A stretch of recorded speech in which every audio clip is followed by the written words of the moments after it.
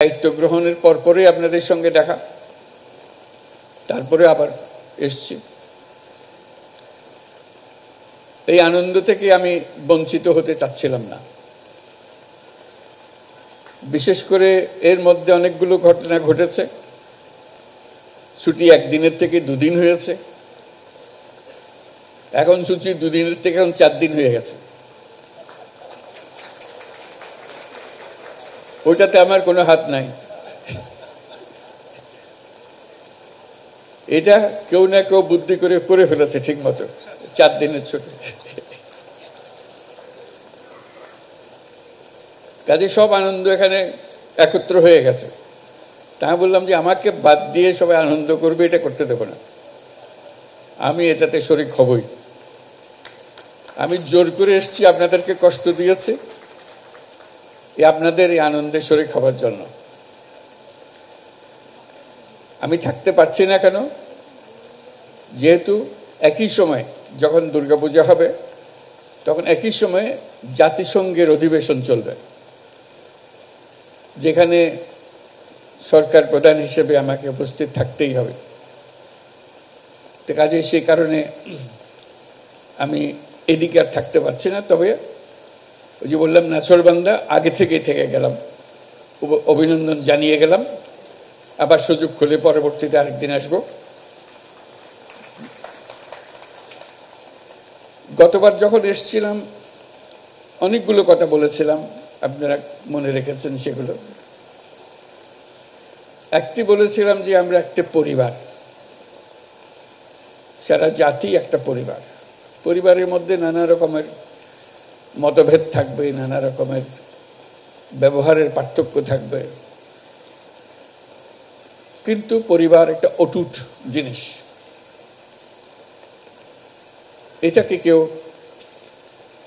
ভাঙতে পারে না। আমরা যেন জাতি হিসেবে এই অটুট একটা পরিবার হিসেবে দাঁড়াতে পারি, সেটাই হলো আমাদের লক্ষ্য। তার সঙ্গে আরেকটা কথা বলেছিলাম, আবারও বলতে ইচ্ছে করে, সেটা মনে করে বারে মনে করিয়ে দেব। যত ধর্মীয় পার্থক্য থাকুক, মতের পার্থক্য থাকুক, যত রকমের পার্থক্যই থাকুক, রাষ্ট্র আমাদের প্রতি কোনো পার্থক্য করতে পারবে না। রাষ্ট্র দায়িত্ববদ্ধ সবাইকে সমান মর্যাদা দেওয়ার জন্য, সে যেই হোক,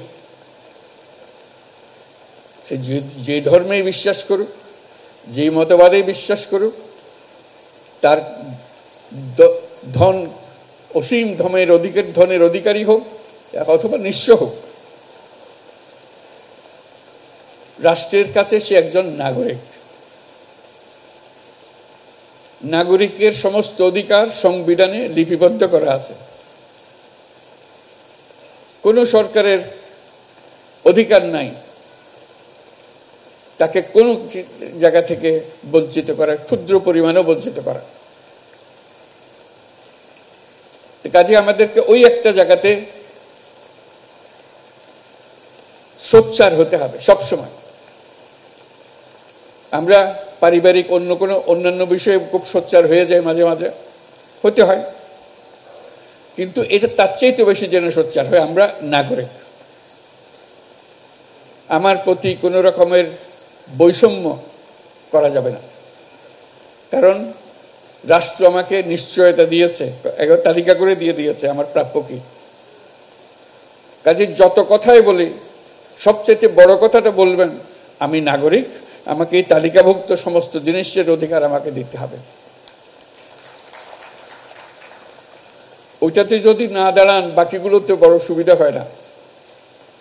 নানা কথার মার পেছে এদিক ওদিক করে ফেলে, এটাতে এদিক ওদিক করার কোনো সুযোগ নেই। কাজে আবারও আহ্বান জানাচ্ছি, আপনাদের যত কথাই বলুন,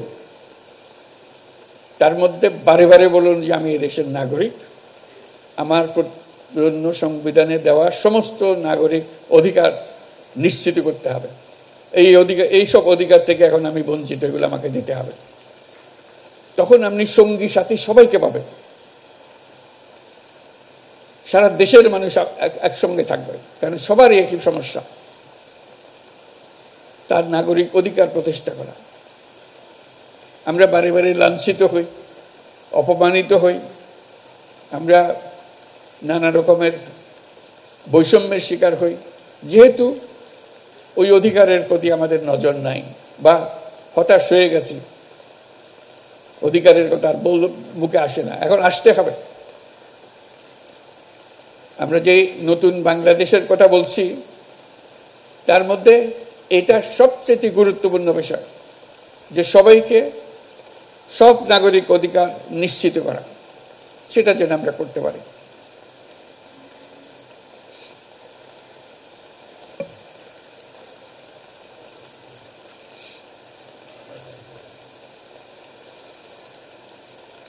আরেকটা কথা বলেছিলাম, এখানে উল্লেখ হয়েছে যে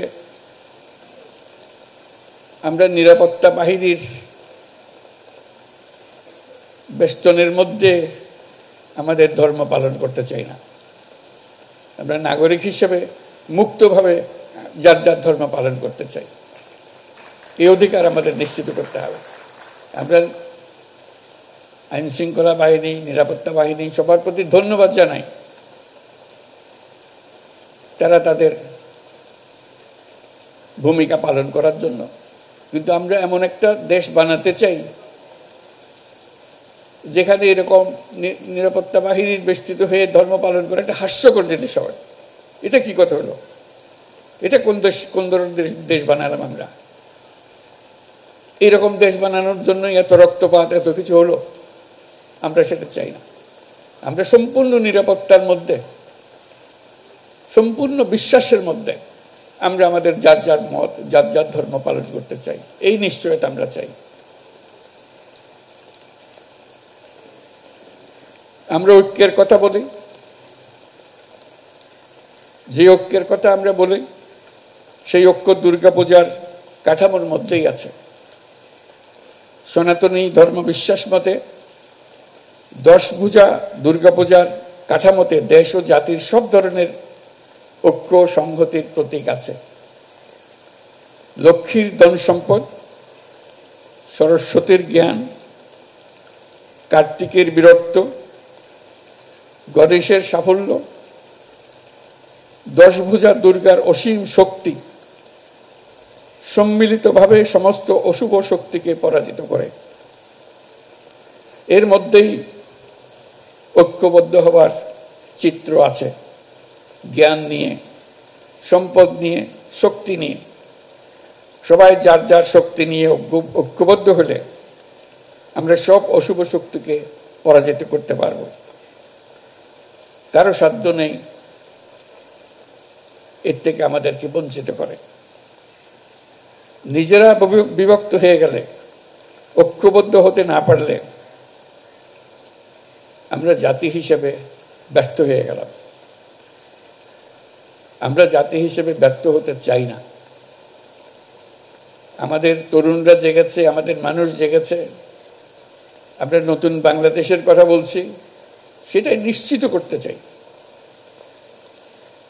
তা না হলে এত রক্তপাতের, এত আত্মত্যাগের কি ফল পেলাম? আমাদের ছেলে মেয়েরা 24শে জুলাই যে অসাধ্য সাধন করেছে, তাদের মূল লক্ষ্য ছিল একটি বৈষম্যমুক্ত বাংলাদেশ গড়া। এখানে সব নাগরিক সমান সুযোগ পাবে।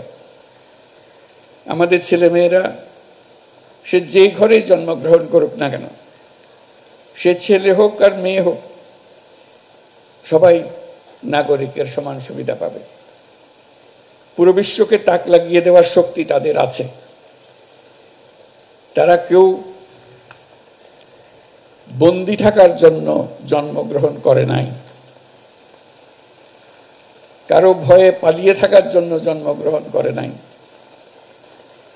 আমরা তাদেরকে সে সুযোগ দিতে চাই। তারা নিজের মতো করে গড়ে উঠবে, দেশকে গড়ে তুলবে, পৃথিবীকে গড়ে তুলবে। আমরা এমন রাষ্ট্র গঠন করতে চাই, পৃথিবী আমাদেরকে অনুসরণ করবে। জুলাই গণ অভ্যুত্থানের মধ্য দিয়ে আমরা বৈষম্য দুর্নীতিমুক্ত একটি সমৃদ্ধ দেশ গড়ার যে অগ্রযাত্রা শুরু করেছি, তার সফল বাস্তবায়ন করতে হলে ধর্ম বর্ণ ভেদাভেদ ভুলে সকলকে একসঙ্গে কাজ করতে হবে। সব অশুভ অন্যায় অন্ধকারকে পরাজিত করে ঐক্য সম্প্রীতির জয় হবে। বাংলাদেশ এগিয়ে যাবে কল্যাণ ও সমৃদ্ধির পথে। সবাইকে আবারও শারদীয় দুর্গোৎসবের শুভেচ্ছা জানাচ্ছি। এবার মনটা শান্ত হলো যে আপনাদের সঙ্গে দেখা হলো দুর্গাপূজা উপলক্ষে। আপনারা সাক্ষী দেবেন যে আমি হাজির ছিলাম। এখন শান্ত মনে আমি জাতিসংঘের দিকে রওনা হতে পারবো। সবাই দোয়া করবেন, আশীর্বাদ করবেন।